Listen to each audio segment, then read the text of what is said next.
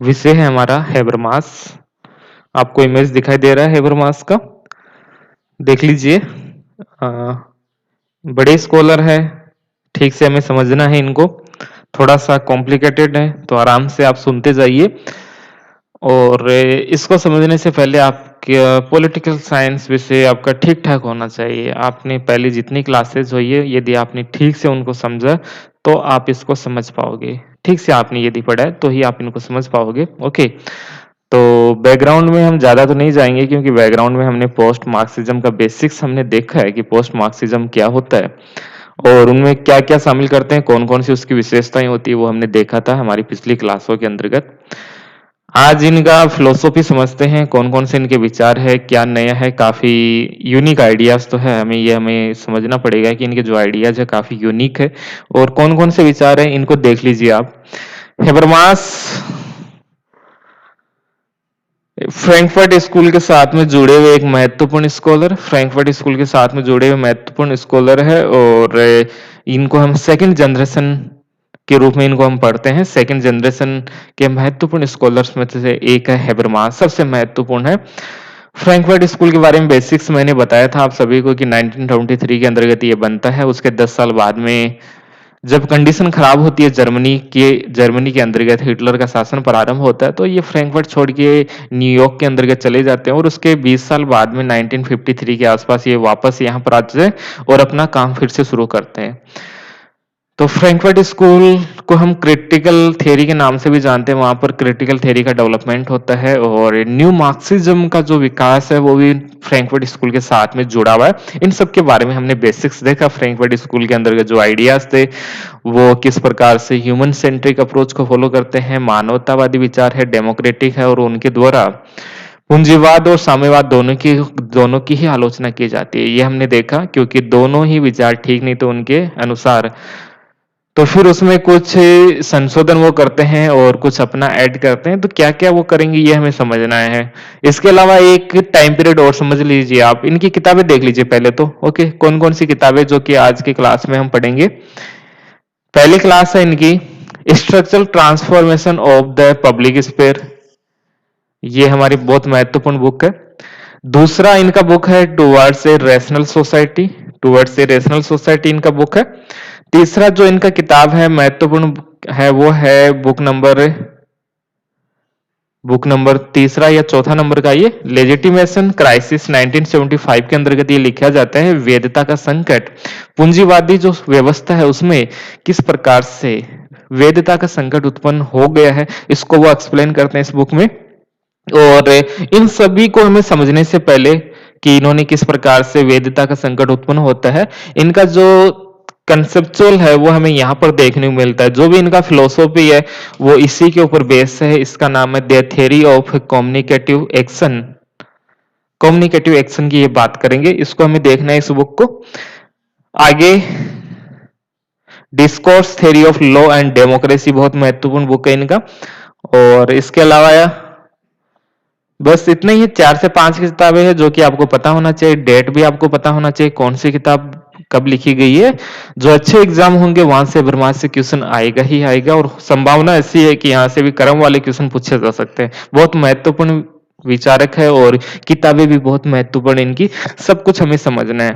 थोड़ा सा time period हम देख लेते हैं, ये टाइम पीरियड कौन सा था। तो ये अपना जो फिलोसॉफी देते हैं वो 1970 के आसपास देते हैं, 1970 1980 के आसपास इनके विचार हमें देखने को मिलते हैं। इनकी जो किताबें हैं वो भी इसी समय लिखी गई, 1970 और 80-85 के आसपास इनकी सभी किताबें लिखी गई है।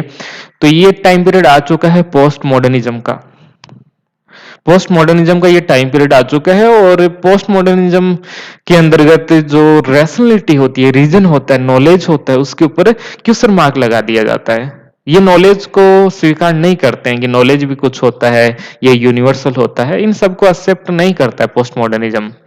पोस्ट मॉडर्निज्म पर हमारी अलग से क्लासेस तो होगी, वहां पर तो हम डिटेल से बातें करेंगे, लेकिन ये 1980 के आसपास का समय है जब पोस्ट मॉडर्निज्म आ चुका है और ये नॉलेज के ऊपर क्वेश्चन लगा रहे हैं, रीजन पर क्वेश्चन लगा रहे हैं कि ये ठीक नहीं है। और साथ में ही जब रीजन पर क्वेश्चन मार्क लगाते हैं तो वो उनके द्वारा मॉडर्निटी के ऊपर भी क्वेश्चन मार्क लगाया जाता है, क्योंकि जो मॉडर्निटी का वो कॉन्सेप्ट है वो रीजन बेस्ड होता है, नॉलेज बेस्ड होता है पूरा का पूरा। मॉडर्निटी, क्योंकि मॉडर्निटी के अंतर्गत कहा गया है कि हम विवेक का प्रयोग करते हुए, हम विवेक या रैशनैलिटी या नॉलेज का प्रयोग करते हुए मानव के जीवन को बेहतर बना सकते हैं। ये सब पोस्ट मॉडर्निज्म के अंतर्गत सॉरी मॉडर्निटी के अंतर्गत कहा गया, लेकिन ऐसा कुछ हो नहीं रहा था। तो पोस्ट मॉडर्निज्म उसके बाद में नया कंसेप्ट आता है जो कि कहता है कि नहीं, ये सही नहीं है, जो नॉलेज है वो सही नहीं है, कुछ भी एब्सोल्यूट नॉलेज ये सब नहीं होता। ऐसी बातें उस समय चल रही थी। तो यहाँ पर हेबरमास के द्वारा पहला प्रयास तो ये किया जा रहा था कि जो रैशनैलिटी, विवेक या जिसको आप नॉलेज कहते हो, उन सब पर जो क्वेश्चन मार्क लगा था उसको हटाने का ये काम करेंगे और नॉलेज को एक बार रिवाइवल करेंगे कि नॉलेज ही महत्वपूर्ण होता है, रैशनैलिटी है वो महत्वपूर्ण होती है, इनके ऊपर इनका फोकस रहेगा। तो रिवाइवल करेंगे, सबसे पहले जो नॉलेज है, रीजन है, इसके महत्व को एक बार फिर से ऊपर उठाने का काम करेंगे, इनके महत्व को इनके द्वारा स्वीकार किया जाएगा। अभी तक मैंने जो बात की है, यदि आपने पॉलिटिकल साइंस ठीक से समझा है, पढ़ा है, तो ही वो बातें समझ में आएगी, नहीं तो ऊपर से जाएगी। ओके, तभी मैंने कहा यदि पॉलिटिकल साइंस आपने ठीक से पढ़ा है तभी हेबरमास को आप समझ सकते हो। तो इतना ज्यादा बेसिक्स में मैं नहीं जाऊंगा कि होता क्या है, पोस्ट मॉडर्निज्म क्या होता है, इन सब पर क्लासेस आगे आने वाले समय में हमारी आएगी, लेकिन थोड़ा थोड़ा मैंने आपको बता दिया है। एक पॉइंट तो ये समझ में आ गया होगा कि इस समय पोस्ट मॉडर्निज्म आया और रैशनैलिटी के ऊपर क्वेश्चन मार्क लग गया, नॉलेज के ऊपर क्वेश्चन मार्क लग गया, या रीजन के ऊपर क्वेश्चन मार्क लग गया। ओके, और ये कहा गया कुछ भी यूनिवर्सल नहीं हुआ। ऐसी सी बातें इस 1980 के आसपास हमें देखने को मिलती है। दूसरा पॉइंट है जो लोक संप्रभुता है, और लोक संप्रभुता यानी जो पॉपुलर सोवरेनिटी होता है, इसके ऊपर भी क्वेश्चन मार्क लग रहा था। ये भी काफी मामला इसका भी खराब हो गया था, क्योंकि ये कैपिटलिज्म इस समय था, पूंजीवाद ठीक ठीक अवस्था में इस समय चल रहा था, और न्यू लिबरलिज्म आगे इस समय बढ़ रहा था। न्यू लिबरलिज्म 1980s के आसपास आप देखोगे आ चुका है। तो इस समय क्या हुआ, पूंजीवाद जैसे जैसे आगे बढ़ रहा था, तो लोगों की जो संप्रभुता थी उसके ऊपर भी क्वेश्चन मार्क लग रहा था कि ये जो सोशल स्ट्रक्चर बना है, 1980 का जो कॉम्प्लेक्स सोशल स्ट्रक्चर बना है, इसके अंतर्गत लोगों का जो निर्णय लेने की जो क्षमता होती है या उनका जो योग्यता होती है, उसको हम कैसे एम्पावर करें, कैसे कैसे हम उनकी भूमिका को एक बार फिर से स्वीकार करें। तो लोक संप्रभुता का आधुनिक सामाजिक जटिलता की दशा में संरक्षण और क्रियान्वयन कैसे हो, ये जो विचार है लोक संप्रभुता का, कि लोग ही सब कुछ है, डिसीजन लेने वाले हैं वो लोग होते हैं, जनता होती है, आम जनता होती है, और उनके पास में पावर होता है, वो ही अंतिम डिसीजन लेते हैं कि गवर्नमेंट किसकी बनेगी या नहीं बनेगी। लेकिन 1980 के आसपास का जो समय है, वहां पर कॉम्प्लेक्सिटी आपको देखने को मिलता है। सोसाइटी उसमें कॉम्प्लेक्सिटी आ गई थी, वहां पर पूंजीवाद आ गए, जिनके पास में पैसे होते थे वो सब डिसीजन ले रहे थे। पॉलिटिकल जो स्पेयर है वहां पर भी कंट्रोल पूंजीपतियों का था, और दूसरी तरफ साम्यवाद का विचार था वो भी ठीक से नहीं चल रहा था। आप देखोगे इस समय डिक्लाइन की तरफ साम्यवाद का जो विचार हो जा रहा था। ऐसे में पहला पॉइंट जो रैशनैलिटी है, इसको रिवाइवल किस प्रकार से किया जाए, और जनता ही सब कुछ होती है, जनता महत्वपूर्ण होती है, इस भूमिका को एक बार फिर से कैसे कैसे हम समाज में हाईलाइट करें। क्या ऐसा कुछ हम सिस्टम बना सकते हैं जिसके अंतर्गत लोगों की भूमिका को एक बार फिर से हम रिवाइवल करें, क्या ऐसा कुछ हो सकता है क्या?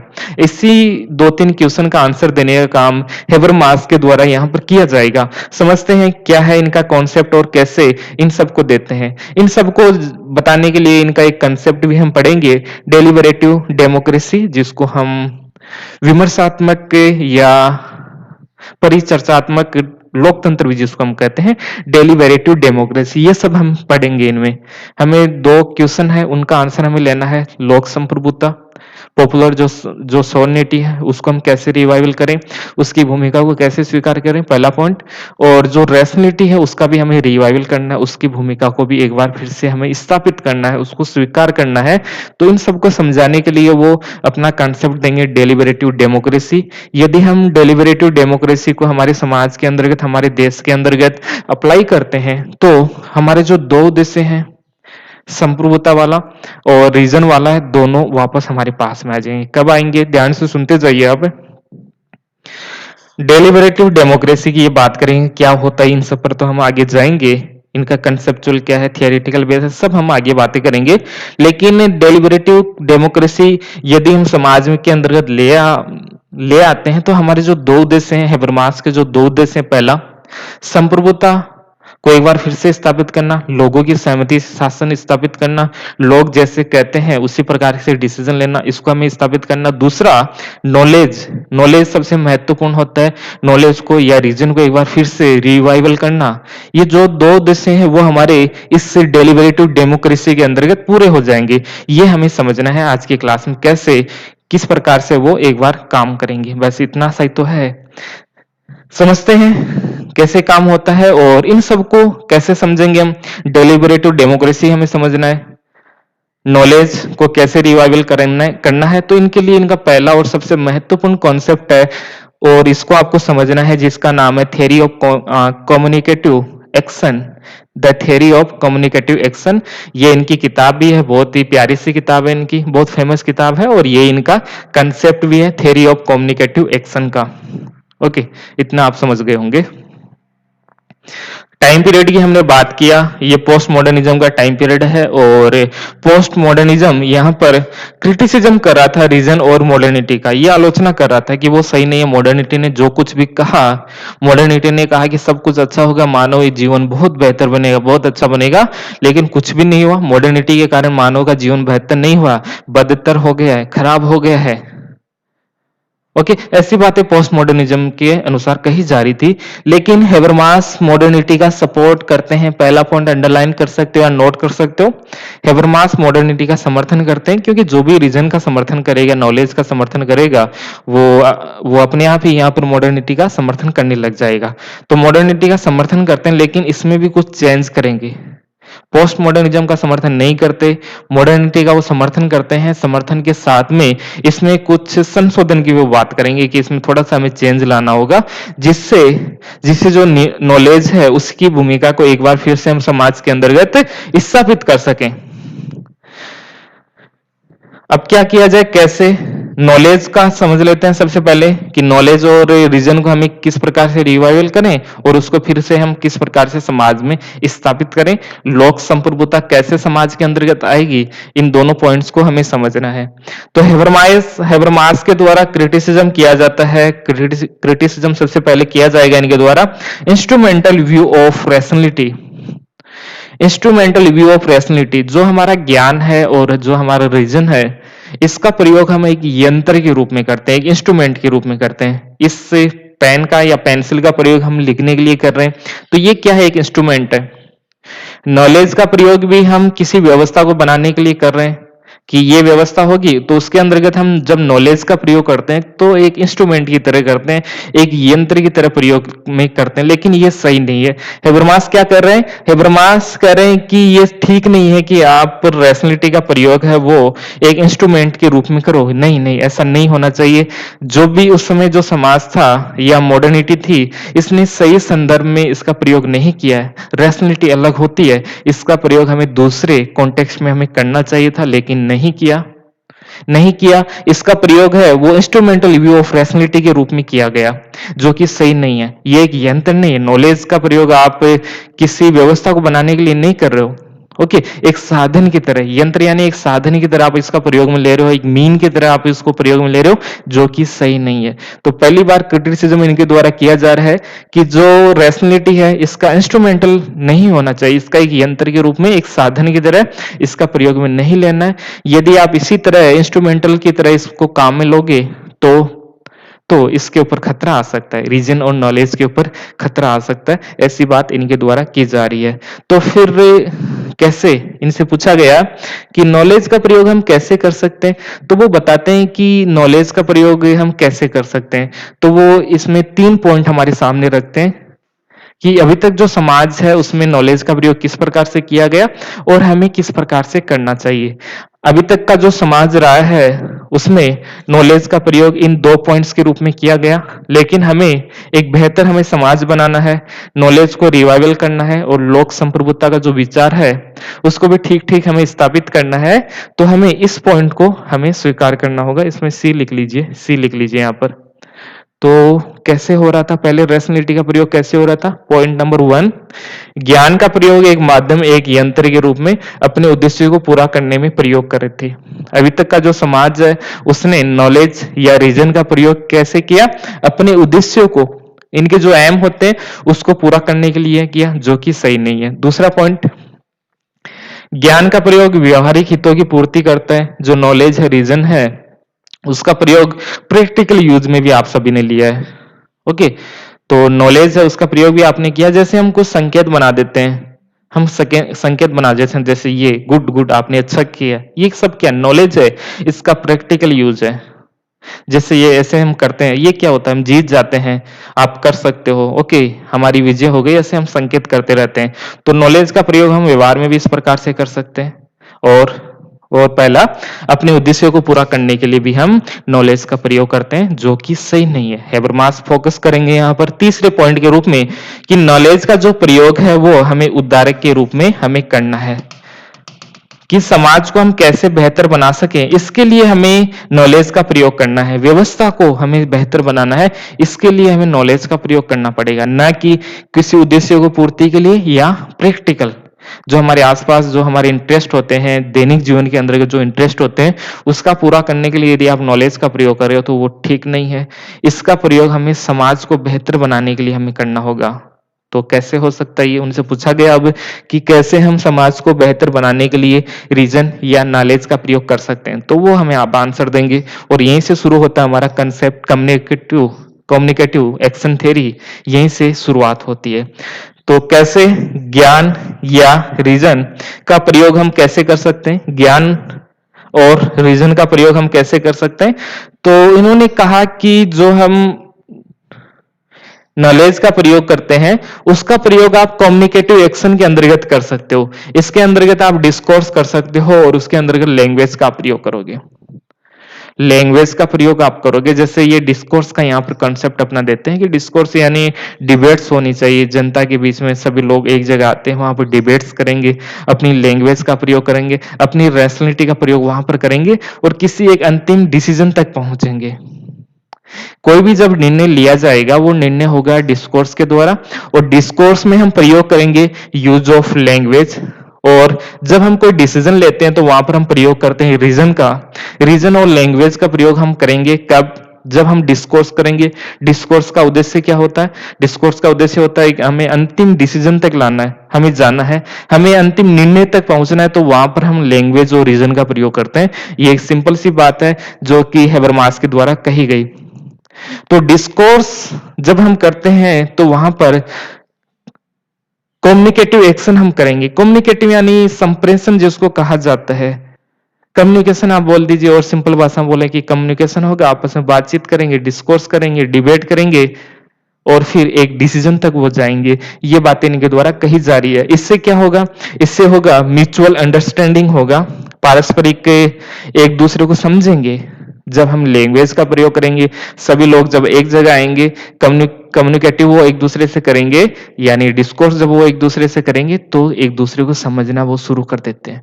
म्यूचुअल अंडरस्टैंडिंग इससे होती है, और जब अंडरस्टैंडिंग होगी तो वो एक एग्रीमेंट तक पहुंचेंगे, और म्यूचुअल जब एग्रीमेंट होता है तो उसमें हम रीजन का प्रयोग करते हैं। बिना नॉलेज के कैसे, बिना नॉलेज का प्रयोग करते हुए, बिना लैंग्वेज का प्रयोग करते हुए आप कैसे एक बेहतर निर्णय तक जा सकते हो। ये बहुत महत्वपूर्ण पॉइंट है जो कि आपको नोट करना है।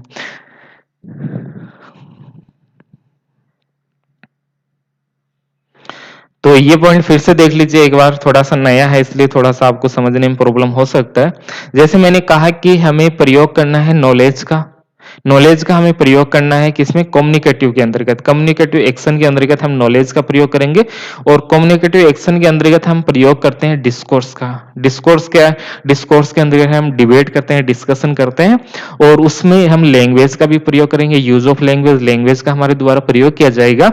और जब हम उसका प्रयोग करेंगे तो हम एक अंतिम डिसीजन तक हम पहुंच जाएंगे। ये बात हेबरमास के द्वारा कही जा रही है। तो जब हम डिस्कोर्स करते हैं और डिस्कोर्स के अंतर्गत हम लैंग्वेज का प्रयोग करते हैं, और जब भाषा का हम ज्यादा से ज्यादा प्रयोग करेंगे और उसमें रीजन भी साथ में होगा, ऐसे बोलने से नहीं, उसमें हम रीजन का भी प्रयोग करेंगे। और जब हम रीजन का प्रयोग इसमें करेंगे तो इससे एक अंडरस्टैंडिंग डेवलप होती है, एक म्यूचुअल अंडरस्टैंडिंग डेवलप होती है। और इसमें किसका प्रयोग हुआ, रीजन और लैंग्वेज का।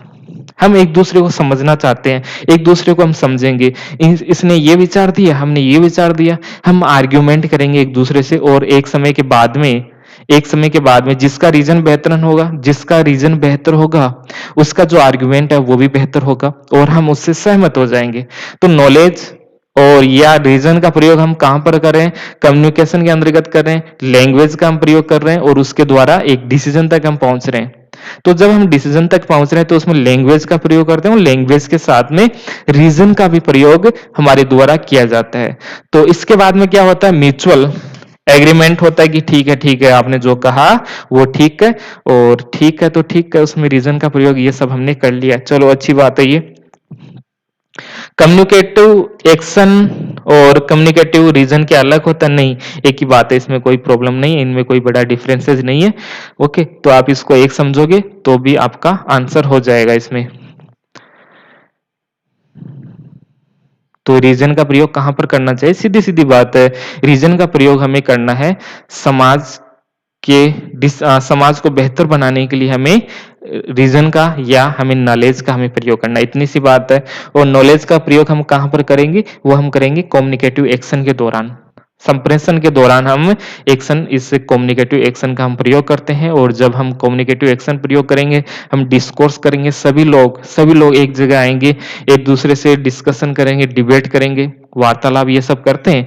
तो फिर क्या होगा? एक समय के बाद में हम भी उनके विचारों को स्वीकार कर लेंगे, क्योंकि यदि किसी के पास में रीजन ठीक ठाक होगा, नॉलेज ठीक ठाक होगा, तो वो अपने विचार बेहतर तरीके से हमारे सामने रख सकेगा। दो व्यक्ति है, एक के पास में नॉलेज और रीजन अच्छा है, तो वो हमारे सामने अच्छे आर्गुमेंट रहेगा कि हम समाज के बारे में, हम समाज को कैसे चलाना है। तो जब हम इस प्रकार से हम डिसीजन लेते हैं, तो वहां पर रीजन का प्रयोग हो रहा है, समाज को बेहतर बनाने के लिए हम यहाँ पर रीजन का प्रयोग कर रहे हैं। लेकिन सब किसी एक का रीजन का प्रयोग नहीं कर रहे हैं, आपको ध्यान में रखना है, यहाँ पर किसी एक व्यक्ति के रीजन का प्रयोग नहीं हो रहा है, किसी एक व्यक्ति का नहीं हो रहा है, सभी मिलकर यहाँ पर रीजन के द्वारा कुछ नया ला रहे हैं, सभी लोग इसमें शामिल हो रहे हैं। डिस्कोर्स, डिबेट, इसके अंतर्गत, डिस्कशन के अंतर्गत सभी लोग शामिल हो रहे हैं, कोई एक लोग यहाँ पर शामिल नहीं हो रहे। तो इस प्रकार से हम रीजन का प्रयोग करते हैं, रीजन का प्रयोग कर रहे हैं हम समाज को बेहतर बनाने के लिए, समाज की जो प्रॉब्लम है उसका समाधान करने के लिए हम यहाँ पर रीजन का प्रयोग कर रहे हैं। चलो इतना आप समझ गए होंगे। इसमें अगला पॉइंट इसमें है हैबरमास के अंतर्गत, ठीक है, आप रीजन का ये सब प्रयोग करो, लेकिन हर सोसाइटी के अंदर क्या इस प्रकार से सभी लोग एक जगह आ सकते हैं? क्या वहां पर रीजन, डिस्कोर्स ये सब कर सकते हैं? क्या पॉसिबिलिटी है? तो बोलेंगे कि जैसा समाज होगा उसके ऊपर डिपेंड करेगा। समाज जैसा होगा, आपके समाज का जैसा स्ट्रक्चर होगा, वो इसके ऊपर डिपेंड करेगा। आपके समाज के अंतर्गत सोशल प्रैक्टिस किस प्रकार से होते हैं, आपके ट्रेडिशन किस प्रकार से हैं, नॉर्म्स क्या है आपके समाज के, इन सब पर निर्भर करता है कि आपका डिस्कोर्स किस दिशा के अंतर्गत जाएगा। आप किस प्रकार से डिस्कशन करते हो, डिस्कोर्स आप करते हो, डिबेट करते हो, वो सब निर्भर करेगा कि आपका सोसाइटी का जो स्ट्रक्चर है वो कैसा है, कैसा स्ट्रक्चर है, आप किसको फॉलो करते हो। क्या आपके सोसाइटी के अंतर्गत इस प्रकार के विचारों को हम एक्सप्रेस कर सकते हैं कि नहीं कर सकते? जैसे युगांडा के अंतर्गत जाओगे और वहां पर हैबरमास जाके कहेंगे कि हम ऐसा ऐसा करेंगे, डिस्कोर्स करेंगे, मार नहीं देंगे उसको। ओके, तो हर सोसाइटी में पॉसिबल नहीं होता है। लेकिन ये जो पूंजीवादी समाज है उसमें भी एक प्रॉब्लम वो हमारे सामने हाईलाइट करते हैं कि पूंजीवादी जो समाज है उसके अंतर्गत भी जो डिस्कोर्स होता है, कम्युनिकेटिव जो एक्शन होता है, वो ठीक से काम नहीं कर रहा है। यदि वो ठीक से काम करता तो ऐसी समस्या ही नहीं आती। तो यहाँ पर एक प्रॉब्लम हमारे सामने हाईलाइट कर रहे हैं एक पूंजीवादी समाज की, और जो प्रॉब्लम है उसी का नाम है कॉलोनियलाइजेशन ऑफ लाइफ वर्ल्ड।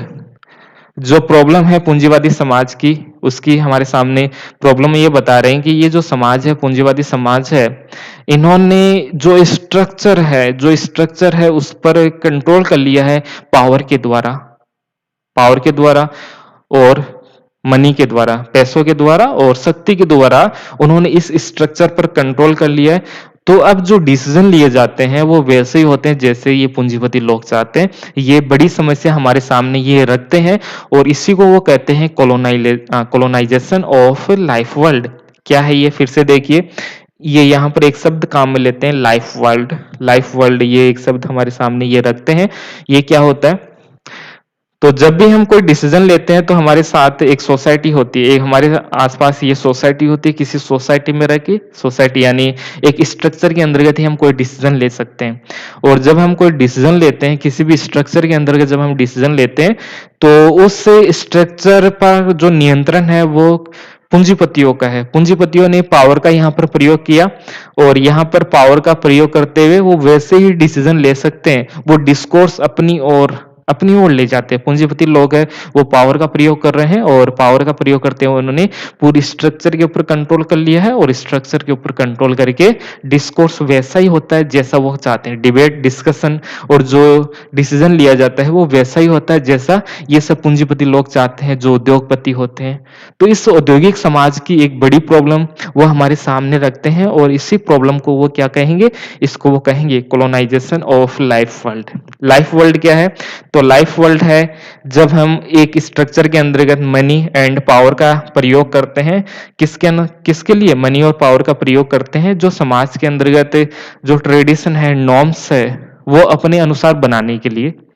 समाज के अंतर्गत जो नॉर्म्स है, ट्रेडिशन है, यानी जो स्ट्रक्चर है, उसको बनाने के लिए जब हम पावर और मनी का प्रयोग करते हैं तो उसी को हम कहते हैं लाइफ वर्ल्ड।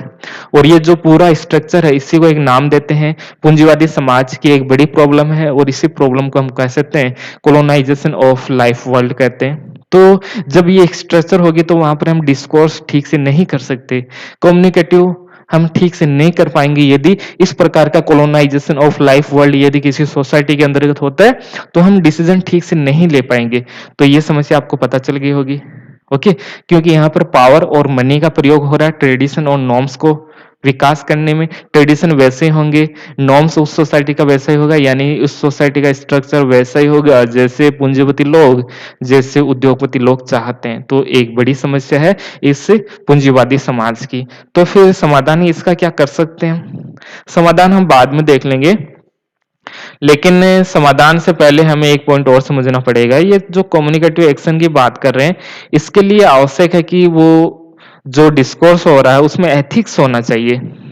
एथिक्स होना चाहिए। जो भी आप डिसीजन ले रहे हो, जो भी आप डिस्कशन कर रहे हो, डिबेट कर रहे हो, उसमें एथिक्स होना चाहिए। एथिक्स होना चाहिए। जैसे एथिक्स कब हो सकता है?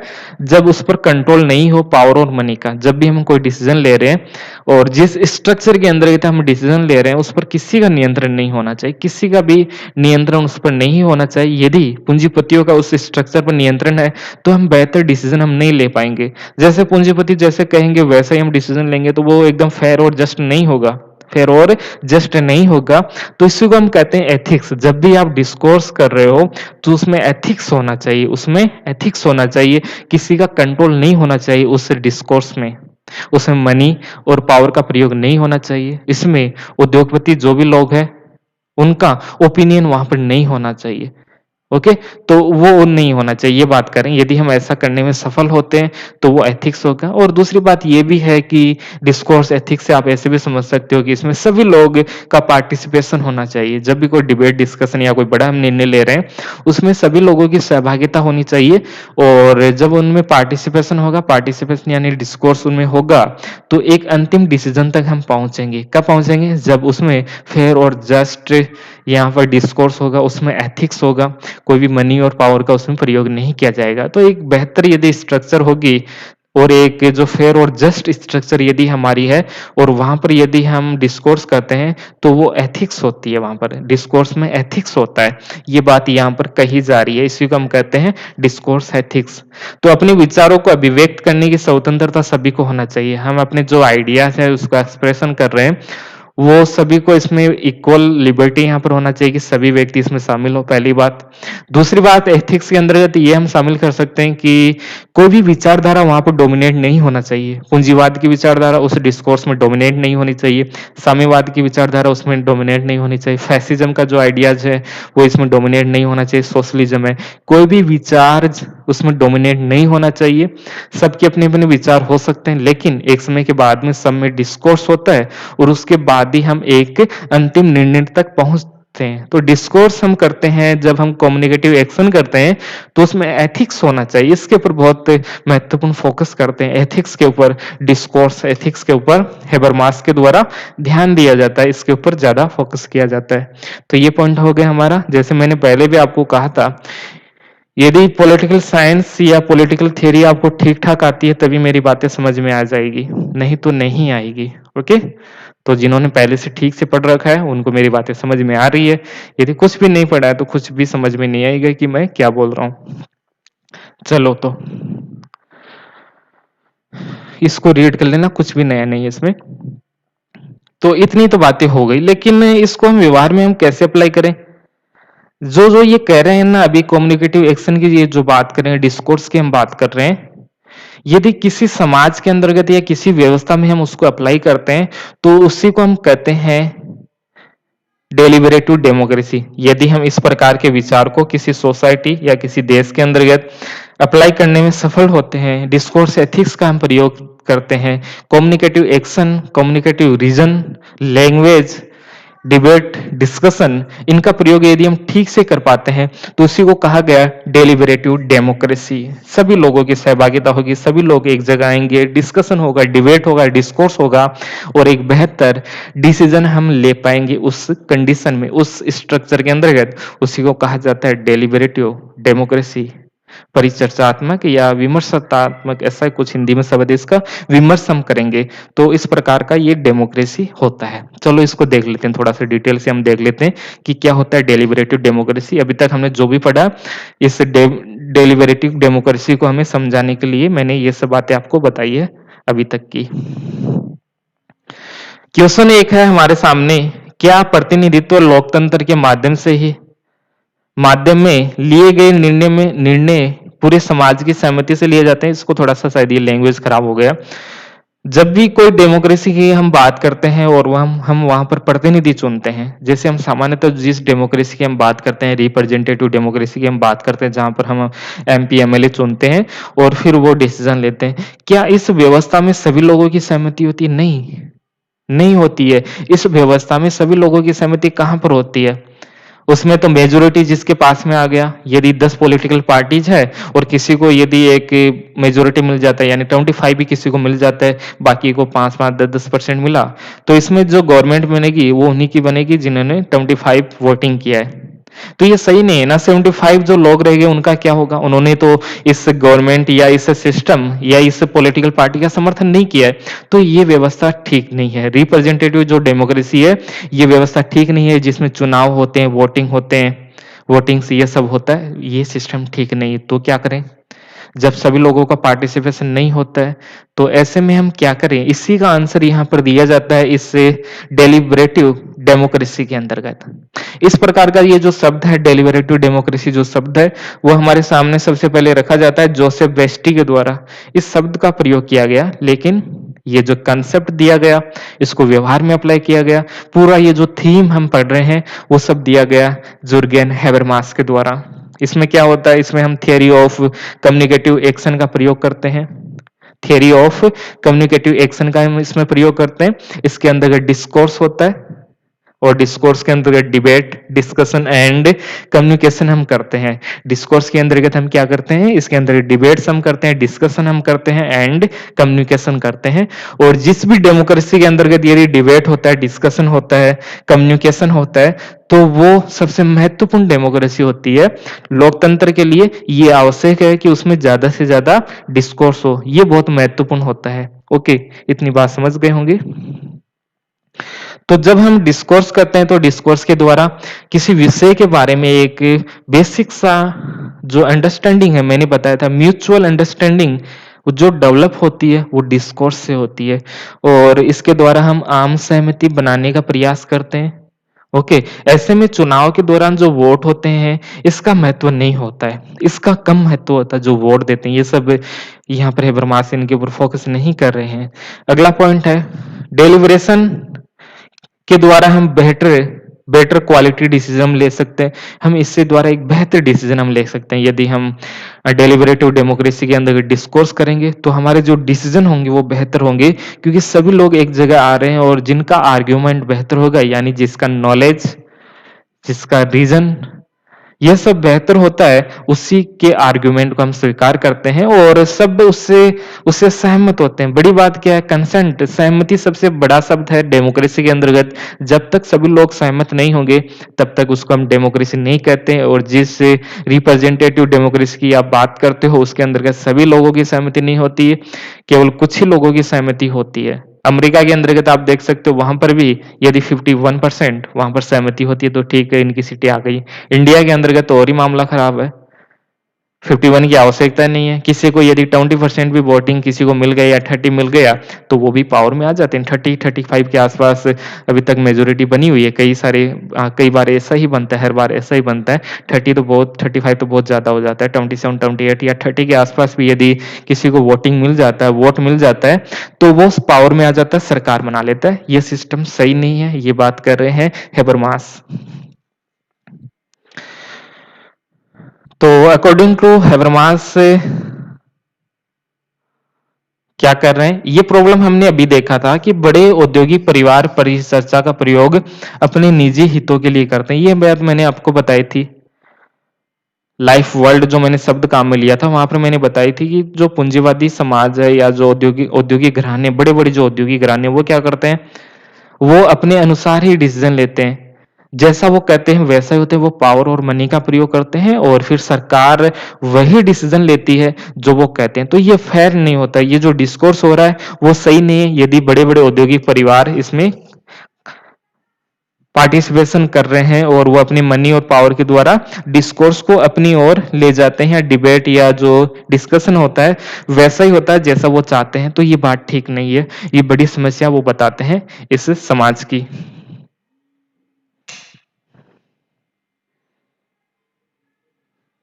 चलो आगे देख लेते हैं, कुछ पॉइंट्स और हैं।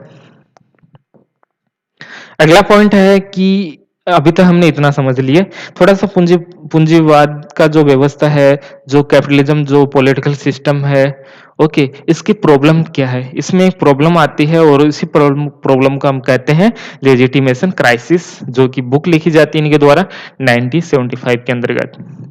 तो जो समाज है, जो पूंजीवादी समाज है या पूंजीवादी व्यवस्था है, उसके अंतर्गत समस्या आती है। और जो समस्या, बड़ी समस्या आती है, उसी को हम कहते हैं लेजिटिमेशन क्राइसिस, जिसको कहते हैं। ये क्या होता है? वैधता का संकट जिसको कहा जाता है। बहुत फेमस किताब है, क्वेश्चन रिपीट क्वेश्चन होता है, बार बार इस क्वेश्चन को पूछा जाता है। वैधता का संकट क्या है, किसने दिया? हेबरमास। डेलिबरेटिव डेमोक्रेसी क्या है? ये सब हेबरमास के साथ में जुड़े हुए हैं। ये क्या होता है देख लीजिए, इसको थोड़ा सा समझ लेते हैं इसको भी।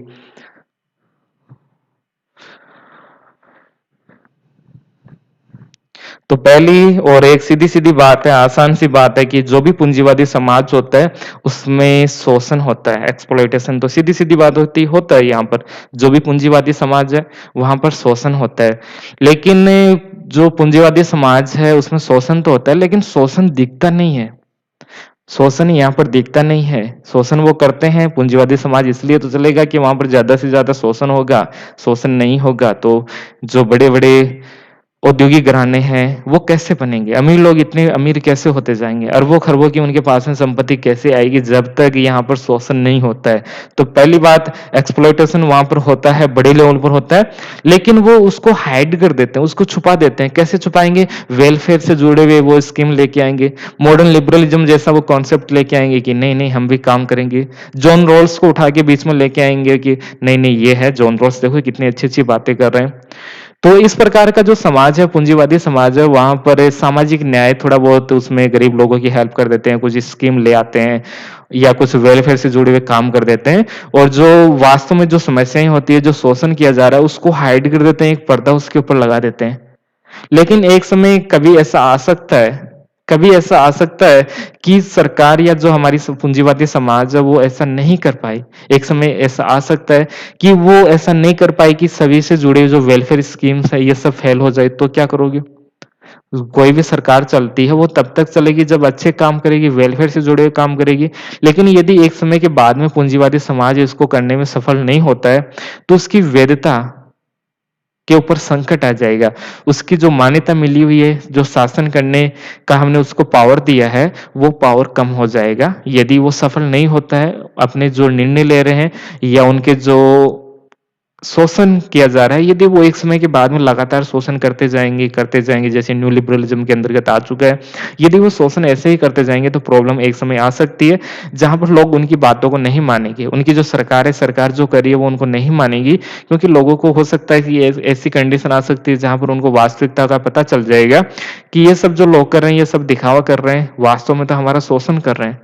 तो यदि ऐसी समस्या कभी आती है, तो हम कहेंगे कि ये क्राइसिस है, लेजिटिमेसी का ये क्राइसिस है, वैधता का संकट है, वहाँ पर मान्यता नहीं मिलेगी सरकारों को, जो पूंजीवादी समाज है। तो ये पॉइंट किसके साथ में जुड़ा है, क्वेश्चन आएगा, लेजिटिमेशन क्राइसिस है, वो किस व्यवस्था के साथ में जुड़ा हुआ है? तो पूंजीवादी जो व्यवस्था है, उसके साथ में ये पॉइंट जुड़ा हुआ है। ओके? और कुछ एक पॉइंट और है, वो देख लीजिए। ये है कॉन्स्टिट्यूशनल, 1 मिनट।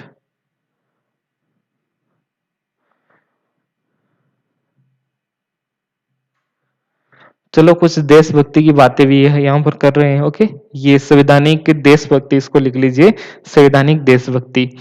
तो जैसे हम अक्सर देशभक्ति की बातें करते रहते हैं, पता नहीं लोग क्या समझते हैं देशभक्ति की बातें, लेकिन हैबरमास हमारे सामने ये रख रहे हैं, देशभक्त आप किसके प्रति रहोगे? संविधान के प्रति। संविधान में जो जो लिखा है, हमारा जो प्रियम्बल है, उद्देशिका है, उसके अंतर्गत जो जो लिखा है, यदि आप उसके प्रति देशभक्त होते हो, तो उसको हम कहेंगे संवैधानिक देशभक्ति। ये विचार किसके साथ में जुड़ा हुआ है? हेबरमास के साथ में ये जुड़ा है। यदि संविधान के अंतर्गत जो लिखा गया है, समानता, स्वतंत्रता, सभी धर्मों के प्रति एक समान भाव हम रखेंगे, यदि ऐसा कुछ करते हो, अपने ड्यूटीज को फॉलो करते हो, तो आप क्या होंगे? आप होंगे देशभक्त। संविधान के प्रति आपको देशभक्ति दिखानी है, किसी पॉलिटिकल पार्टी के प्रति नहीं, किसी पत्रकार के प्रति नहीं। आपकी जो देशभक्ति होनी चाहिए, वो संविधान के मूल्यों के प्रति होना चाहिए। क्या कोई भी सरकार या कोई भी मीडिया क्या आपके अधिकार को दिखा रहा है कि नहीं दिखा रहा है, कि क्या आपके अधिकारों को सुरक्षित कर पा रहा है, नहीं कर पा रहा? ये सब यहाँ पर हमें देखना होता है।